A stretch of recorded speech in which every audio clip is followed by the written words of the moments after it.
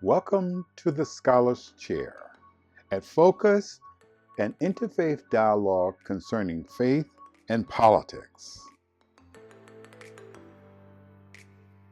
Our sponsors for the discussion is the Interfaith Council of Martinsville and Henry County and the Interfaith Coalition of Bowie, founded and directed by Tameeka, Washington, who will be our moderator this evening.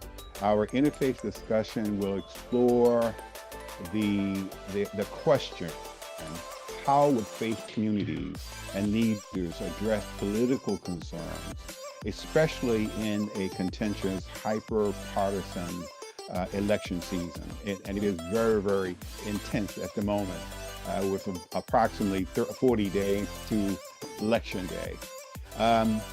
We have invited three presenters from the Jewish, Christian, and Islamic traditions to discuss the issue. And each one will have about 5 to 8 minutes to make a opening statement, followed by questions and answers at the end. And of course, anyone from any faith tradition can participate in that. As he said, I am Tameeka, Washington. I am the founder and president of the Interfaith Coalition of Bowie, and we are always honored and happy to sponsor these important conversations. We have three speakers, as he said. We have Reverend Ryan Ware, who is the pastor at Smith Memorial United Methodist Church in Martinsville, Virginia. We have Martha Woody, the board member at Ohad Zion Synagogue, also in Martinsville, Virginia, and Dr. Safi Kaskas, director of the International Quran Research Association, based in Fairfax, Virginia.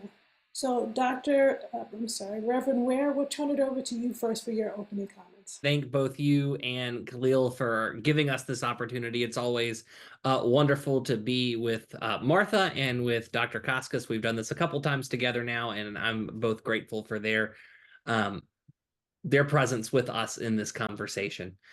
And, this is something that we're really in the midst of tackling in our congregation. We're in the midst of really diving right in on this. We're doing a sermon series about living in the purple space. What happens when, drawing on our political parties, when blue and red come together, right? How can we live together? How can we love together? And how can we be present in the community? And so I think from the Christian perspective, in the midst of this hyper-partisan election season that we find ourselves in, first we have to realize that, Jesus Christ was not afraid to wade into politics, right? Jesus was hitting those issues on the head. He was speaking out from the place of his faith and was leading folks to stand up and address the issues of the day. And honestly, the same issues that we're dealing with the poor and with political schemes and secular governments. And so I think first, for as followers of Jesus Christ, our first thing that we have to do is acknowledge that Jesus was in fact political. I think so often that's hard for Christians to do. I think we want to try and we name that the first week of this sermon series, that we don't want to talk about politics in church.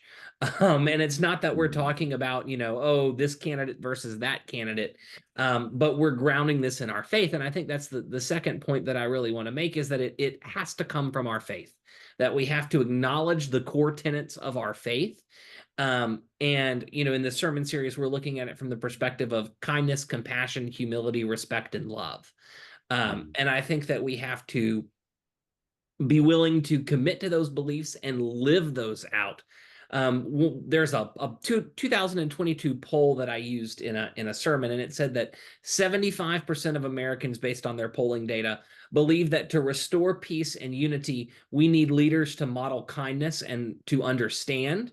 But at the same time, they believe that waiting for our leaders to model kindness and understanding with people that they disagree with may not happen if we, the people who elect them, are not willing to do this first.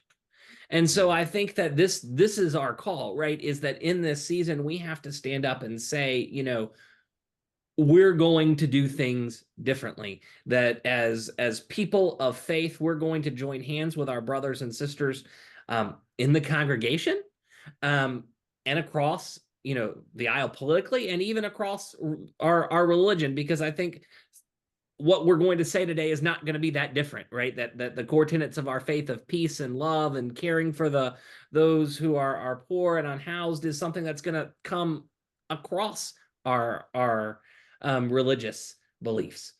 And so we're really drawing on this right from Jesus's quote of the golden rule: do unto others as you would have them do unto you. And that's, I think that's what we have to do in this season, is that we have to be willing to treat people the way that that we would want to be treated.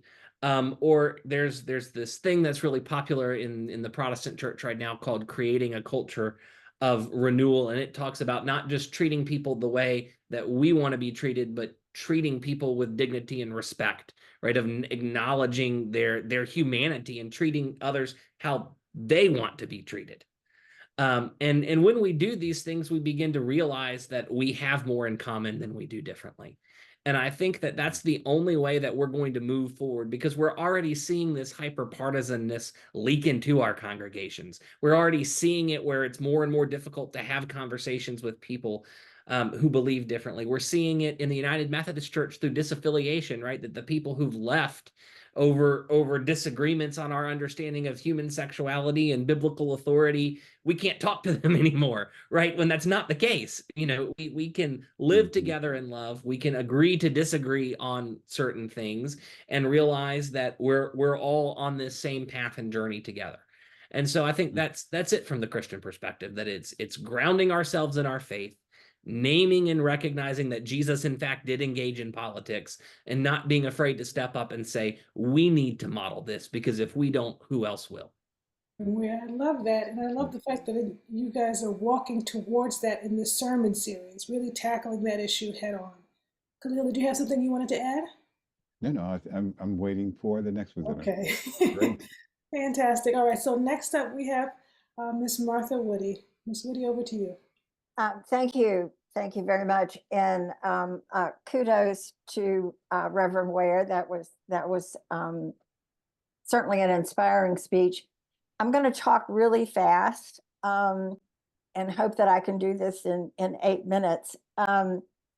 So I just, and I did this just recently, unfortunately, that I typed into my browser, what does Judaism say about hyperpartisanship? And lo and behold, Jews have had a lot to say about this, not surprisingly.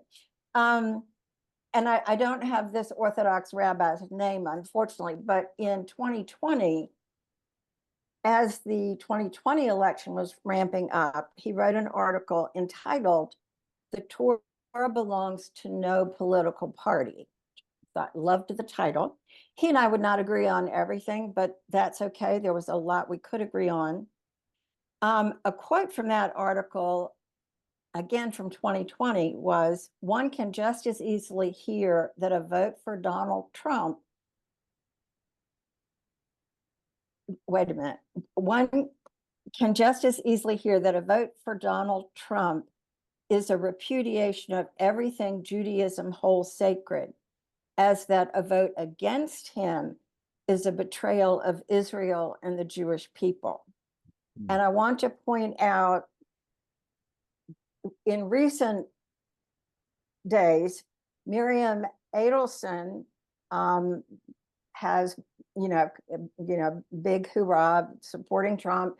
He gave her the Medal of Freedom when he was president. She's a billionaire Jew, very big supporter of Trump, very big donor. And then you have on the other side, George Soros, billionaire Jew, very supportive of the liberal left and Democratic politicians. So we cover a wide spectrum, and a need for people to keep that. But one of the things that is central to Judaism is that we are charged with modeling ethical behavior. And again, another quote from the Orthodox rabbi's article: "It should be inconceivable for us to be willing," us meaning Jews, "to be willing disciples of deeply flawed people who are now the de facto arbiters of what is morally acceptable." And he goes on to say Jews should not be turning a blind eye to the degradation of our moral climate in exchange for political support for parochial interests, which I think is a very nice way of saying, let's not be so narrow in our interpretation of what is right and what is just. Yeah. There in 2021, there was an article by a Reform rabbi. I do have his name, Michael Hausman, who is actually a rabbi, or was at that time, of a synagogue in Northern Virginia. And he talked about the fact that polarized people can disagree. Toxically polarized people see the other side as a mortal threat. And he indicates what we need is inclusive dialogue, respect for institutions, and the elevation of human dignity over policy or political goals. So again, it comes back to, and the only disagreement I would have with Brian Ware is, it was actually a quote from Hillel, or a slightly different quote from Hillel, who said, "What is hateful to you, do not do to another." And he said that to a Roman general who said, "Teach me the Torah while I'm standing on one foot." And he took the challenge and said, "What is hateful to you, do not do to another. All the rest is commentary. Go and learn it." So the idea of covenant is central to Judaism. And it speaks to the bond that we not only have with God and God with us, but the obligation that we have towards one another as human beings. And I think one of the things that really gets lost these days, we are all in this together. We are all inhabiting the one planet that we know of that supports life. And, we're going to succeed together or fail together. And there's kind of no other way that's going to happen. Okay, moving on. This is actually from this past April. So a newer Jew weighing in on this. His name is Yehuda Kurtzer. He is president of a Jerusalem-based think tank that promotes pluralism and democracy in Israel and North America. He's a former professor at Brandeis University. And he did this presentation at UC Berkeley. Now, all of that ought to give you all some idea of where you think he would be coming from. Yeah. Yes, but again, he talks about Judaism's belief that humans are created in the image of God, fits with the American ideals of equality, liberty, education, diversity, etc. Judaism would argue that America is a big country and its actions ought to be big. So not just should we help the needy or take care of the vulnerable.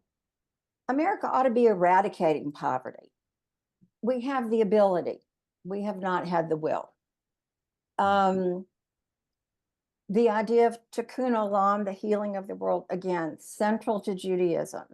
And we can't do that if we're continually fighting or arguing with someone that we disagree with. For Jews, civic duty is a religious obligation. We have to be of the world and helping, hopefully, to improve it. And again, the idea of covenant. We have a covenantal relationship with our country and have to be a part of the effort to rebuild trust in the best of American institutions and values. And that, again, coming from Yehuda Kurtzer. On a personal level, I have two things I want to say. One is that I recently had lunch with my conservative Republican sister. We had a very civil political discussion. We don't often discuss politics, but we did. And surprisingly found many points of common ground. So I think it's important to understand that there are lots of things everybody can agree on. The second thing I would like to point out is, again, going back to Hillel, a famous rabbi of the 1st century of the Common Era. He and another rabbi named Shammai were quite at odds with one another. And for the most part, Hillel's view of things was the one that stuck. But on many Jewish houses, you will see what's called a mezuzah on the doorpost. It identifies the house as inhabited by a Jewish family. Well, Hillel wanted it vertical and Shammai wanted it horizontal, or vice versa. I don't really remember. So what you will see on any house that has a mezuzah is that it's on the diagonal. They found a way to reach some sort of compromise, Right. Despite their differences in how this ritual identification should work. So I think that's inspiring. Again, hopefully all of us can find some way to compromise, some way to reach, if not everything that is a goal, some of it. Okay. Thank you very much. I really enjoyed doing the research for this. I was glad I had the opportunity. Woody, that was wonderful. I love this idea of searching for the common ground, that compromise. And you talk about it both from the personal level, right? The conversation you had with your sister, to the view of your faith tradition, which is that the Torah belongs to no political party, right? So I love the way you characterize that. Thank you so much. Sure. Excellent. And then we are, last but not least, we have Dr. Kaskas. Over to you, sir. Thank you. Thank you, everybody. And I really appreciate what you said before me. And I hope I'm going to be able to build on it. I'm going to start by taking you to a time when I was a teenager in Beirut, Lebanon, where I frequently visited a cultural center established by the American Embassy. The center aimed at introducing young Lebanese to the American way of life. I went there to read American comic magazines that I couldn't afford to buy. One day, I read in one of these magazines that the United States is a country of neighbors. This idea resonated with me deeply and stayed with me. Lebanon, fragmented by various religious and sects, lacked such unity. The notion of a peaceful country where everyone could live together as neighbors was incredibly appealing to me. I dreamed of moving to the United States, where I would live peacefully, loving my neighbors and being loved by them in return. I realized this dream actually in 1969, when I immigrated to the United States. However, today, this dream has turned into a nightmare. The US is a house divided, and the divisions are growing deeper. How did we reach this point? What combination of deep-seated grievances, frustrations, and misunderstanding has led us to where we are today? It is a complex tapestry of social, economic, and political factors that have eroded the sense of unity and neighborliness that once seemed so attainable. For years, a substantial portion of the population had been frustrated, marginalized, and suffering from political irrelevance. These long-standing frustrations have intensely polarized discussions around race, ethnicity, religion, immigration, gender, and many other sources of difference in our diverse society. In today's hyper-partisan political climate, addressing political concerns require wisdom, compassion, and commitment to justice. So what should be the role of leaders at a time like this? The first should be to promote compassion and understanding. Second, to encourage informed and thoughtful engagement. The third, to foster a safe space for dialogue. The fourth, to advocate for justice and equity. The fifth, lead by example, emphasizing servant leadership. Six, collaboration with different faith communities. We Americans need to start working for national reconciliation and unity as soon as possible. We must stop the decline in respect, civility, and the extreme political division. This effort should begin with the new president and Congress openly supporting true healing and reconciliation. They should announce a national summit on reconciliation and have honest discussions about what we can achieve. Working together across party lines should be a goal, a virtue, not something to be ashamed of. There is no future for this great country without this. Navigating political concerns require a multifaceted approach that integrates faith, community engagement, and active citizenship. Drawing on the teachings of the Quran, Jesus Christ, and the Tanakh, and the wisdom of American leaders like George Washington, Abraham Lincoln, faith leaders and concerned citizens can promote justice, compassion, and unity. Now, I want to take this opportunity to end my talk with a call to action. My organization, the International Quran Research Association, is sponsoring a global virtual conference that is going to be in person in this area, the greater Washington, D.C. area. I call on you, Brother Khalil, and everyone, all the organizers with us, and all the leaders, to take advantage of our conference and invite all the religious leaders from this area to come together to decide on a reconciliation plan. We need to unite the believers, regardless of party affiliation, around principles that we all agree on, such as to love their neighbors and to serve their country. The conference will be on December 12th, 13th, and 14th at the Martin Luther King Jr. Library, and it is a part of our Peace and Reconciliation series. I agree Islamically with everything that was stated before, and we basically love everybody, and we want to live in peace with everybody. And I appreciate very much what Martha said and what my brother, Reverend Ware, said, and we are in agreement. Thank you. Thank you, You're Dr. welcome. Kaskas. One of the challenging things that I have with Interfaith Dialogue 10 is that we tend to agree a lot, and that's fine. I mean, it's part of our faith tradition. But I wanted to know what is it in our faith tradition that causes us to embrace consensus?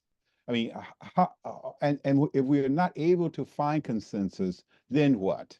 So I'm going to direct it at Brian first, and then we can go as we started.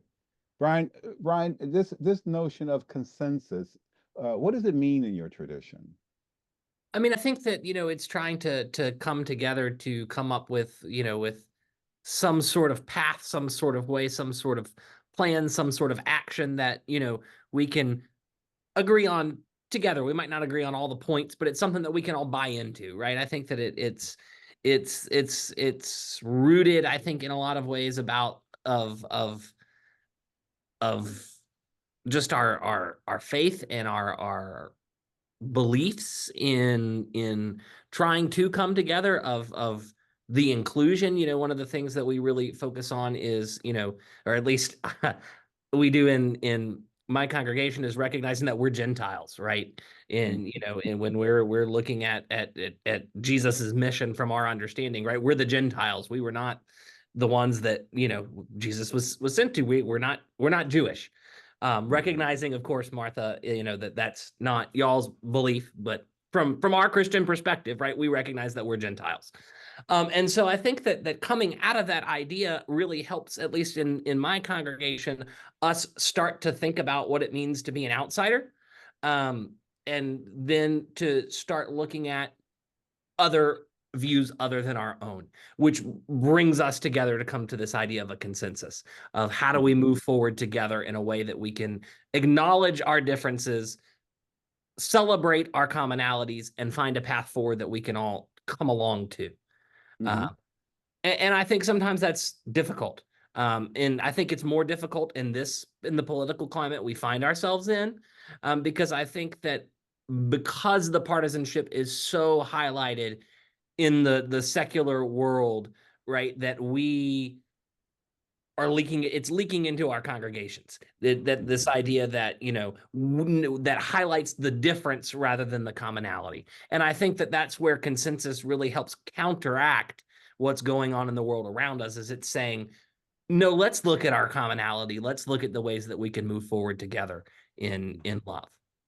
So there is a principle in your tradition that encourages consensus. Oh, yes. Yeah. I mean, even when we're like sitting at a church council meeting, right? We are making decisions unless it's something that we just are specifically required by church law to vote on. We do a consensus model of sitting around the table and coming to a consensus on a decision. That's something that is a principle. It's something that we enact in our life together. Yeah, Ryan, the interesting thing that I've noted in your answer, which struck me, and I never really thought about it before, except we've been having talks in the Islamic community here locally about the Jewish Christians, right? Mm. Referring back to the original.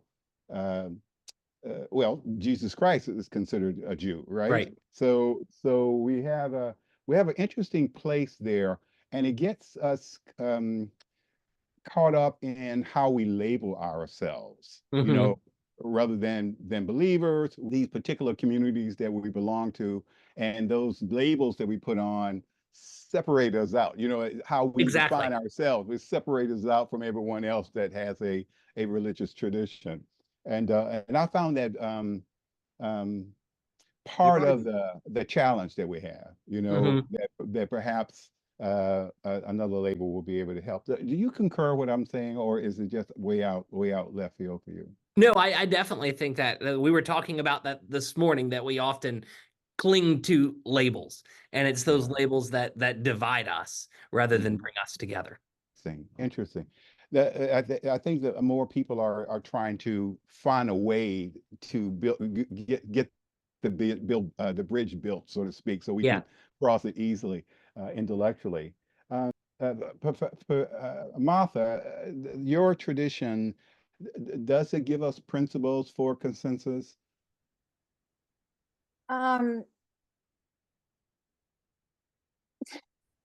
Is consensus building a thing that your community would get involved with?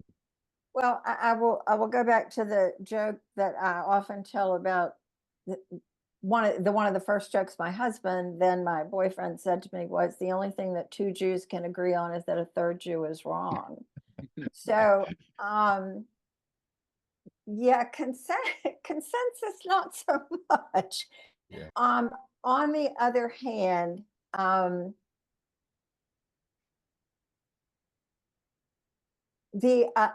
of course, you get the whole the tradition, which is why you have so many Jewish lawyers, I think, that that idea of taking the words and parsing them nearly to extinction. I mean, it's like, how far out in the weeds can we get with this? So I think there is a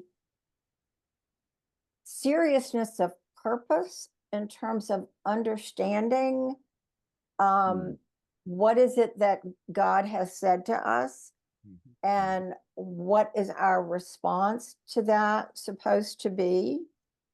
But what happens is people come up with very different answers. Mhm. And Yeah. then it becomes difficult for it becomes difficult to reach that consensus. Yes. But I also want to I want to go back to it's something that I meant to say earlier, but and going back to the idea of neighbors and wanting to come to the United States because, you know, it was a country of neighbors. I have found myself in a tight spot several times. You know, a car tire that was not just flat, but shredded. Mm. And, you know, the time that I recently that I took a bad fall. Fortunately, my husband was with me, but the guy that was driving by stopped to say, "Do you all need any help? Can I give you a ride home?" You know, there was the gentleman who rode a motorcycle in Franklin County who helped me with, I mean, he changed that tire. He didn't help me. He changed the tire. No one has ever asked me who I voted for in the last election or where I worshiped. They were just, "Oh, you need help. What can I do? How can I be helpful?" And I do the same thing. So I think in some ways it's innate in our, and maybe not depending on how you've been raised, but for many of us, let me put it that way, it is innate in us to, when we see a need, to try to be helpful. And the more we can tap into that and recognize that, perhaps we can get beyond the hyper partisanship. And a little humility can go a long way.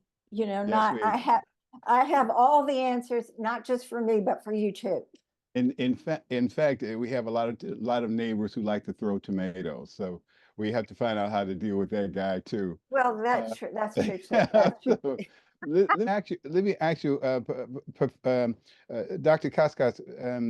I know that in Islam there is this idea, Sharia, that it makes it a moral mandate to find consensus. Is that your understanding or no? Well, actually, before we go there, let me Yeah. tell you that the Quran is full of verses that will say, وَأَمْرُهُمْ شُورَى بَيْنَهُمْ. Their affairs are controlled by consultation. Consultation is for the purpose of reaching a consensus. Having said this, we need a practical application of that principle. أَمْرُهُمْ شُورَى بَيْنَهُمْ. In order to find the application, we'll go to the first state built with Prophet Muhammad, peace be upon him, was in charge of.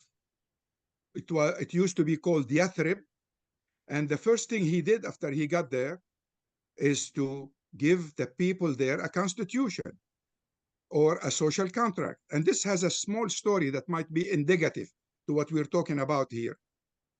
That story is people came, like is the habit of the Arabs in Arabia at that time, and wanted to pledge allegiance to him. They invited him to come to them, to be the judge, to be the ruler, to be a fair person, preventing them from continuing the war they were involved in for years, for decades. He said, "On what basis are you coming to pledge allegiance to me?" He said, "We invited you and we want you to lead us." He said, "Yes, but my religion is contractual. If we want to get married, we sign a contract. If we want to go in business, we sign a contract. And you want me as your leader to accept a position without giving you a contract, spelling out your rights and your obligation and my rights and my obligation?" So he gave them that contract. It's the first social contract in history. In that contract, Jews, Muslims, Christians, and idol worshippers are equal citizens. their judgment about whether they are faithful people of faith is up to God. Not to me, not to you, wasn't up to Muhammad or any of those other people. Right. But the relationship between one and the other, it's controlled by that constitution. In fact, that constitution and our Bill of Rights have parallels. And I can prove to you that Jefferson had in his library a copy of that constitution, not just a Quran, but a copy of that constitution. So yes, consensus is very important. Yes. Muhammad, from his own biography, we learn that he never did anything without consulting his companions. So yes, on top of all of this, the Quran teach me that God honored all human beings. Didn't honor Muslims only, didn't honor Arabians only, didn't honor the African slaves or this kind of people or that kind of people. All human beings are honored by God. As such, I refuse to be called a goyim. I am a free man. I am your brother and sister. By the way, I was elected by a group of ladies as a sister because I talk to them as equals. So, I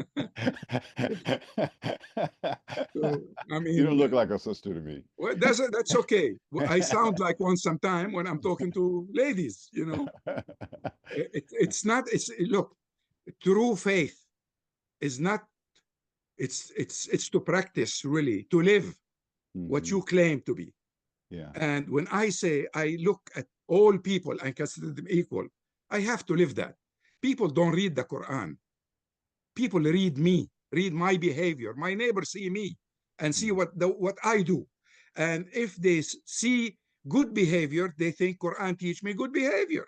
Excellent. And if they see bad behavior, they get that, you know, that impression from what I do. And the same thing applied to you, Brother Khalil, by the way. That's why I love you. You're a nice man. Thank you. I'm trying to work on my behavior every day, Dr. Safi. I wanted to ask the next question. It has to do with the mechanism, the governance that we choose, and I want to find out. I mean, the system of governance. I want to find out: should faith, religions force people into accepting a particular governance, a particular governing system, like democracy, or another kind of governing system? Is there guidance for this, Brian? Oh, excuse me, Brian. Let me get Cynthia in here. I know she's driving a car someplace, but I wanted to find out what the UUs have to say about this issue. Should the faith religions force people to accepting a particular governance? Should we be all Democratic? Should we be all Republicans? Should we be independents? Are we forced into our by our religions to do so? Go ahead, Cynthia. Oh, thank you. I'm not driving. I'm actually I'm sitting in the parking lot. Okay, good. I really don't think that faith traditions mandate a particular kind of government. I'd say that Unitarian Universalism in the United States kind of grew up with the beginning of the American democracy. So in a sense, we have that kind of connection. In fact, A. Powell Davies, who was a Unitarian minister in the 50s in DC, kind of talked about the American religion, which he talked about kind of democratic values being a part of our Unitarian Universalist tradition. So in that sense, I think we have that connection. Yeah. We claim John Adams and Thomas Jefferson as Unitarians. So yes. Yes. So there's a very close connection with religion. Maybe religious believers are not forcing a particular kind of governance, but there are some principles that bring certain aspects of it together. I would think. Yes. Yes, I think that would be true. The principles or the values. Yes. Interesting. Brian, what is your view? I'll repeat the question. Should faith religions force people to accept a particular governance, like democracy, for example? Go ahead. I would agree with what Cynthia was saying in that, no, I don't think it forces us to accept a particular form. I Mhm. do think that what it does is it sets us up to speak into the governance, to Yeah. speak to the state, and to call the state to account when it is not behaving in an ethical way. And Good. for us to be the moral compass of that government and I think that that's something that we share, is that it's our duty to stand up and say, hey, you're not behaving ethically, right? And to vote our conscience based on our faith. We've talked a lot about faith that is practiced, and I think that I have really good friends of different political parties that would argue, right, that their political party is the party of Jesus, right? And that would not be the case. I don't think Jesus would be very happy with any of our political parties. But I do think that we are called to speak up and to speak out and to live out our faith and speak that into the government. Mhm. And like the Unitarian Universalists, the United Methodists also kind of came up along the founding of this country, and so our governance is actually shaped very similarly to the governance of the United States. We have a legislative body, an executive body, and a judicial body. So Mhm. we embody that kind of democratic structure in our denominational structure. But I think that it's our call to speak into the government and hold it, whatever that form might be. Yes. So if it's unjust, you would demand justice, obviously. Interesting. Would you support a just king? It is just, I think, that's one of those things that's in principle versus in practice, right? We would find that there's a person who in this planet who is capable of fulfilling that role. But we've all sinned, right? That's one of our principles. We've all sinned and fallen short of the glory of God, right? And so, Yes. I think we see a lot of times in the Old Testament, I think Martha can speak to this well, right? Times when we asked for a just king, and that didn't quite turn out so well. So, I don't think that's something that in practice we can see in this lifetime. All right. All right. That's a good answer, Brian. Very good. Martha, the idea of faith and democracy, or better yet, should faith or religion force people to accept a particular way of governing themselves? Did you also have a Um, great history here with democracy as well? um, and I'm sorry, my phone is blowing up with a tornado warning. So, but, In Martinsville. Oh and my it's gone goodness. away. Yay. But it's very Yeah. distracting right No, it now. just came back, Martha. Oh, did you? There's Oh, not my oh, phone. darn. Um, I don't, I will say, and this is really just a personal opinion, but, and I guess having just grown up in the United States, as a Mm, democracy, I'm, and that's because, was it Winston Churchill who said democracy is a terrible form of government? It's just that it's better than anything else. And I think that's where I am, that, and certainly in a given the frailties and failures of the people that we have in leadership positions, yeah. I would kind of hate to see what would happen if we just had somebody that had no term limits and carte blanche to do Mhm. whatever they felt um, was right. And unfortunately, a lot of times what we interpret as being right is what works for me, Yeah. not necessarily by, having a good understanding of the larger picture. Again, that we're all in this together. Mm. Um, one of the things I would say is that because I think democracy and capitalism get confused sometimes. You know, democracy is a system of government, capitalism is a system of economics. But I think where religious, where those of us who are believers, or even if you're not, if you're just an ethical person, when you see inequity and injustice and wrongdoing, we do have an obligation to say that is not right. And it's, as a group, as a community, this is not in our best interest. And I think something that bothers me tremendously, and I, could probably try to figure out why they just, but hypocrisy in any form just rubs on my last nerve. Because, it's one thing to say, I felt this way, and then I had this happen, and now I understand I was wrong. The humility to say, I was wrong back there, rather than this is the way that I believed, and this happened to me, but I'm a special case. So I don't have to go back and retract anything that I said or did before, because it does take some humility to be able to say, I made a mistake, I was wrong.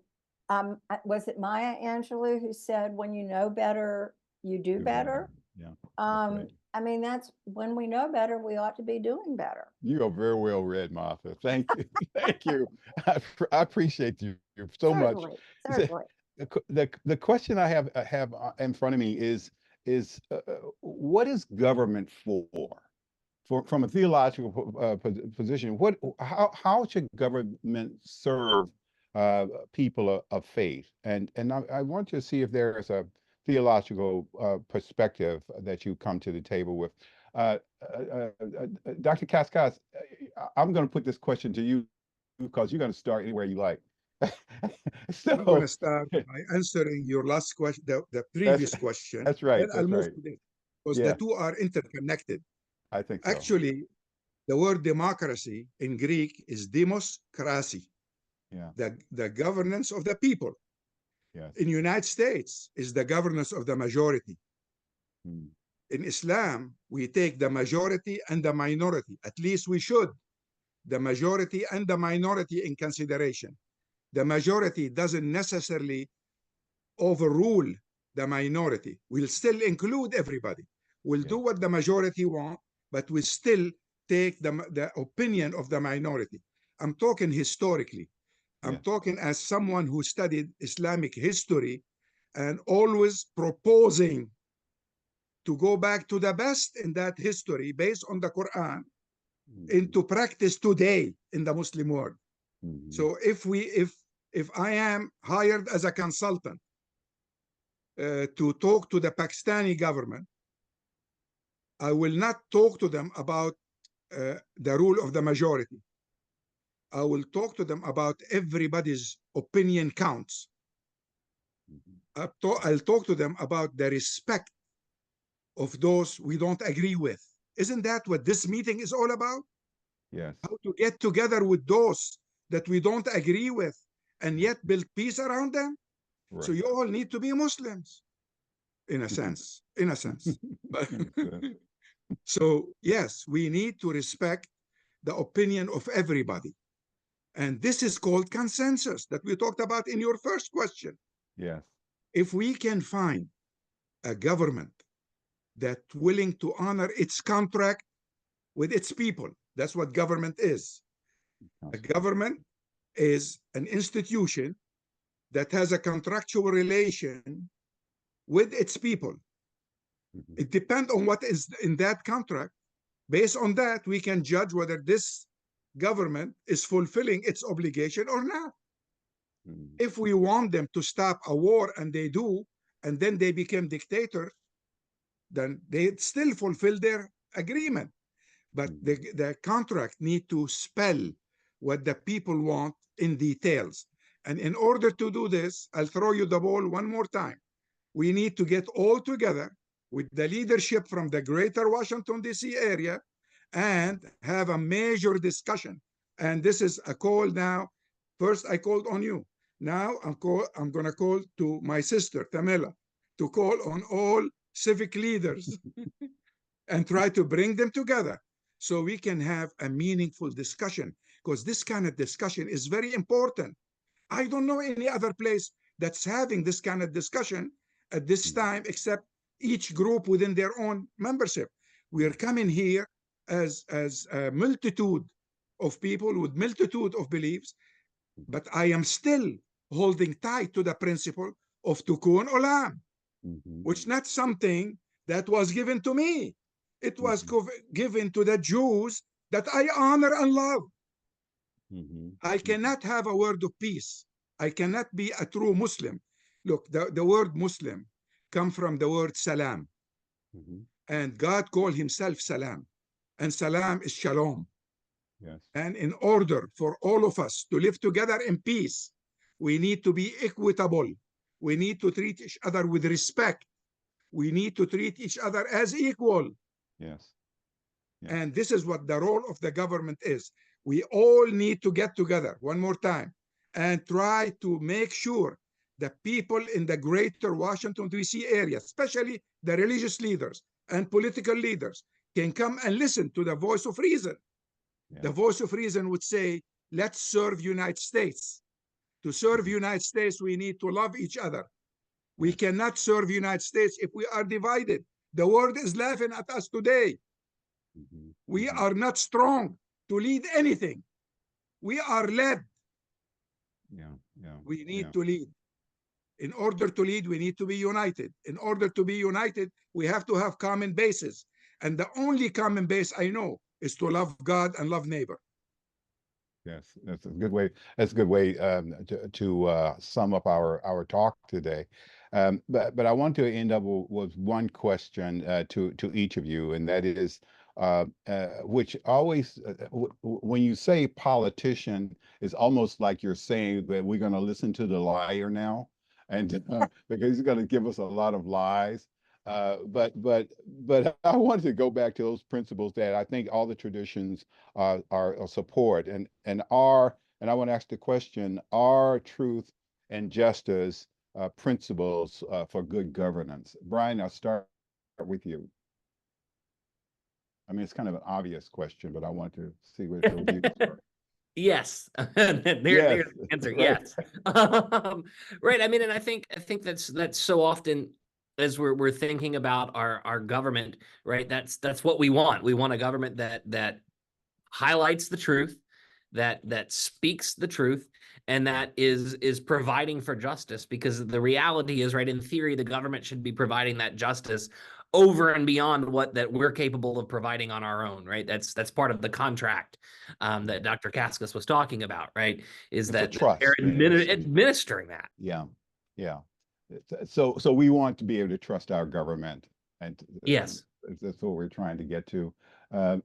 Martha, I'll go with you. Actually, I think one of the reasons why we're in as deep a hole as we're in at this point is because we don't all have the same truth anymore. And you know, that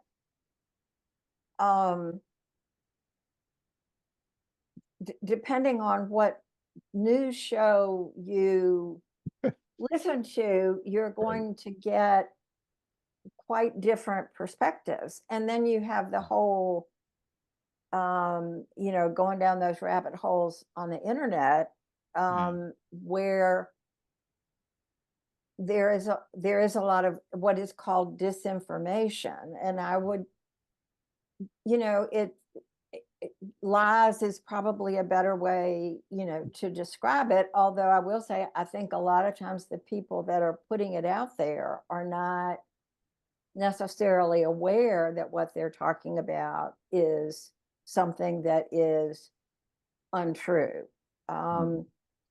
but we've lost, you know, and I kind of being old enough to remember Walter Cronkite and the Vietnam War, and you know, and even you know, prior to that, earlier in the 60s, with what was happening with the civil rights activists. I mean, there were what, 3 maybe, but in our house, I think we only got 2 news stations. Mm-hmm. So there was a certain basis for what I'm seeing is what my neighbor sees, and we're all seeing the same thing. And maybe our response is different, Yeah. but we're pretty much in agreement on what's happening. Mm-hmm. And now we don't seem to have that. And I don't know any way. And now we've got AI out there. I don't know any way of, you know, squaring that circle, but it's deeply concerning, I think. Yes, it's interesting. I find it also challenging within smaller groups. You know, there are, I mean, even as a Muslim community, we have people who have very, very different opinions. And I tell you, I can tell you, I have been in discussions that the only way I could solve the question was to solve the conflict that we're having, is to say to the person, here's the Quran. If you can find me support for what you're saying in the Quran, I will support you. Now, it was kind of obvious what he was proposing was not in the Quran, and it had a lot to do, interestingly enough, with governance, how we were governing the community, and I think that Dr. Safi makes a very interesting point: the importance of a written agreement, the Yes. importance of a contract, the importance of a constitution, But because I have the rest of the story, brother. Go ahead. You heard the story. Now I have the rest of the story. Paul Harvey, by the way, for those who are my age. Oh my and God. Take us to Paul Harvey. Yes, actually, having a contract is part of the story. Right. Dealing with a politician in the United States today requires something else in addition to that contract. As someone who read the Quran every day, and I also read other holy books.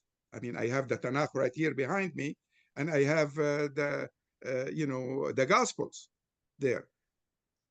In order to reach a human being, truly reach a human being, you have to touch their heart. Yeah. We're talking about reaching the brain, reaching mentally what they're thinking, talking to them logically. Logic has its place, but if you truly want change, you need to reach the heart. Yeah. I am calling actually for a revolution of hearts. It's the second revolution in the United States for me is a revolution of hearts.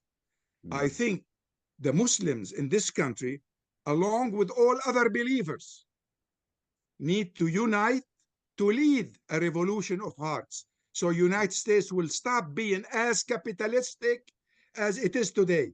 We need to stop being servants to the big corporations. Yeah. And get those corporations to serve us. And this requires a revolution. Yes. Yes. And that's a revolution of hearts. And if you can reach the heart of somebody, then you have a brother or a sister for life. And then you can hope for change. Thank you. Hope for change as a revolution, a change of heart. Excellent, Safi. We're going to leave the last word for Ms. Washington, as usual. And thanks, everyone, for your contribution. I appreciate it very much. I really enjoy hearing your points of view. So I look forward to seeing you, hopefully, before Martin Luther King's birthday, our celebration of Martin Luther King, I should say. Yes. Ms. Washington? Sure, and I echo Khalil's comments. You guys were wonderful. It was a rich and wonderful discussion, as always. Dr. Kaskas, I love your call to action. Ms. Winter put in there a link to the conference, which I've already signed up for. So looking forward to this revolution of hearts and continuing this discussion from discourse to action, right? So more to do around this, and I look forward to partnering with each of you as we move forward on this together.